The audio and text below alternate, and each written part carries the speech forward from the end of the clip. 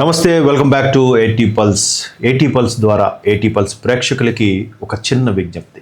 చాలా చిన్నదే, కానీ మీరు చెప్పే ఆ విషయాల పట్ల మనకెంతో లబ్ధి చేకూరే ఒక చిన్న విజ్ఞప్తి. అదేంటంటే, త్వరలోనే జనగణన ప్రారంభమవుతుంది. అది సుమారుగా నెక్స్ట్ ఇయర్ 2027 మార్చి 27 వరకు కూడా ఈ జనగణన అవుతుంది. అయితే ప్రతి ఇంటికి వచ్చినప్పుడు అధికారులు అడిగితే జనరల్గా మీరు మాట్లాడుకునే భాష మీద మీ ఇంట్లో సభ్యులు అన్నీ అడుగుతారు. అలాగే భాష గురించి అడిగినప్పుడు మనందరం తెలుగువారం కాబట్టి మొదట తెలుగుగా చెప్తాం.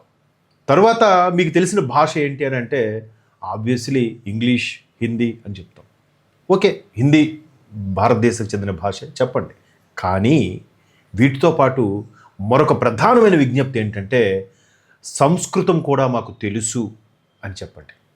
ఎందుకు ఇలా చెప్పమని అంటున్నానంటే, సంస్కృతం మనకు రాకపోయినా తెలియకపోయినా మీరు ఏ భాష తీసుకోండి, ఏ ప్రపంచంలో ఏ భాష తీసుకున్నా సంస్కృత పదం లేని భాష అంటూ లేదు.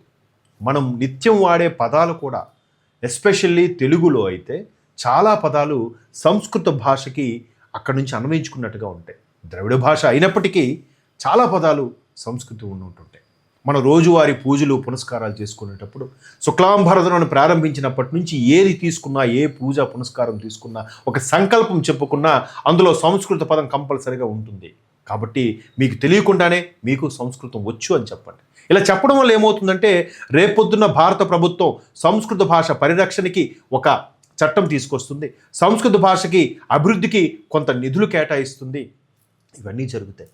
లేదంటే మీకు తెలుసో తెలీదో, భారతదేశంలో అసలు మనుగడలో లేని అరబిక్, పర్షియన్ భాషలు కూడా భారతదేశంలో 1 కోటి మంది వరకు మాట్లాడుతున్నారట. ఒక సర్వేలో తెలియని విషయం చూసారా?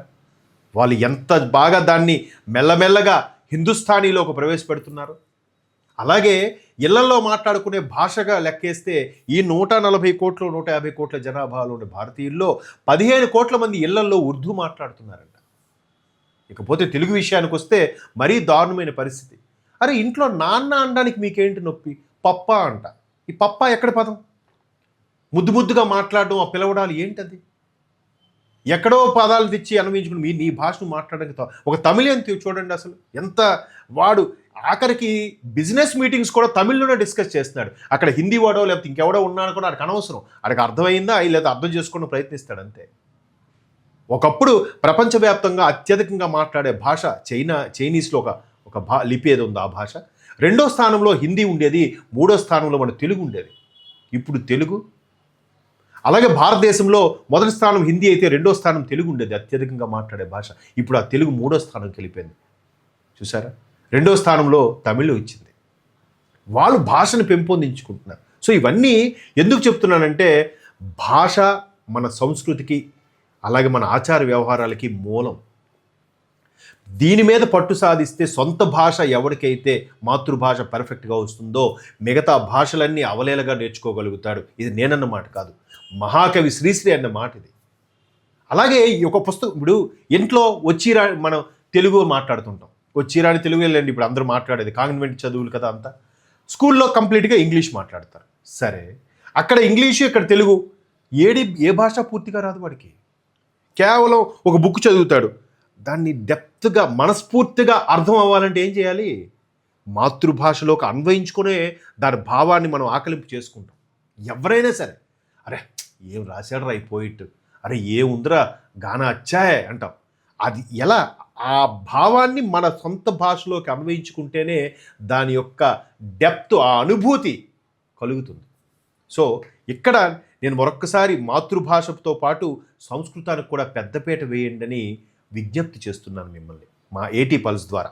అంటే ఇక్కడ పర్షియన్, అరబీ ఇలాంటివి కూడా ఉన్నాయి. ఇవన్నీ కూడా మనకు వస్తున్నాయి. కానీ మన సంస్కృతికి, ఆచారాలకి మూలమైన వేదాలు, శాస్త్రాలు, ఉపనిషత్తులు వీటన్నీ ఎందులో ఉన్నాయి? సంస్కృతంలో ఉన్నాయి. ఈరోజు జర్మనీ లాంటి దేశాల్లో సంస్కృతం పెద్దపీట వేశారు. సంస్కృతం ఎవరికైతే బాగొస్తుందో, సంస్కృతంలో పోస్ట్ గ్రాడ్యుయేషన్ ఎవడైతే చేశాడో వాడికి ఇమీడియట్గా వీసా ఇచ్చి వాళ్ళ దేశంలో ఉద్యోగం కల్పించి దాని మీద రీసెర్చ్ చేపిస్తున్నారు. ఇది ఎంతమందికి తెలుసు ఈ విషయం? సో సాంస్క్రిట్ దయచేసి మీ మాతృభాషతో పాటు తెలుగు అయితే తెలుగు, కన్నడ అయితే కన్నడం, తమిళ అయితే తమిళ్ అని చెప్తూ తర్వాత మీకు వచ్చిన భాషలో సాంస్క్రిట్ని చేర్చండి, దయచేసి సాంస్క్రిట్ని చేర్చండి. దానివల్ల మన మూలాలకి, భారతదేశ సంస్కృతికి, సంప్రదాయాలకు మూలమైన ఆ సంస్కృతం వేద భాష. ఇంక దేనికి లేదు ఆ పదం, ఒక్క సంస్కృతంకే ఉంది వేద భాష. మనం ఇప్పటి నుంచో యుగ యుగాలుగా తరించి వస్తున్నాం, భగవన్ నామస్మరణతో అన్నీ చేస్తున్నామని అంటే ఆ సంస్కృతం లేకపోతే ఏముంది? ఎన్ని లైబ్రరీలు తగలబెట్టేశారు. ఒక లైబ్రరీ తగలబెడితే 6 నెలల పాటు కాలింది ఆ పుస్తకాలన్నీ కూడా. అయినప్పటికీ ఇంకా మనం ఒంటి కాలు మీద నిలబడగలుగుతున్నామంటే ఆ సంస్కృతం అనేది లేకపోతే మనం లేం. సో దయచేసి మరొక్కసారి మన ఏటీ పల్స్ ప్రేక్షకులకి విజ్ఞప్తి చేసేది ఏంటంటే, భారతీయ భాషలన్నిటికీ తల్లిగా భావించబడే ఒక సరళమైన, అందమైన ఈ సంస్కృత భాషకి దయచేసి మీరు ఊతమివ్వాలని కోరుకుంటున్నాను. అంటే చాలామంది ఎందరో వచ్చారు, నేను సంస్కృతం బతికిస్తా, అవి ఇవి కోర్సులు చేస్తారు, అంతవరకే.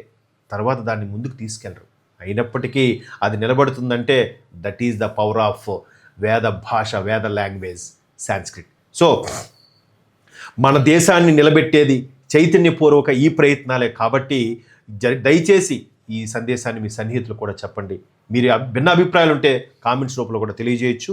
బట్ మనకు స్వాభిమానం లేకపోతే మనల్ని ఎవరు కాపాడుకోలేరు, మనల్ని మనం ఉద్ధరించుకోలేము. కాబట్టి భాష ఎంత ముఖ్యమో అందులో ఈ మదర్ ఆఫ్ ఆల్ లాంగ్వేజ్ సాంస్క్రిట్ని మాత్రం మనం నిలబెట్టుకుందాం, కాపాడుకుందాం.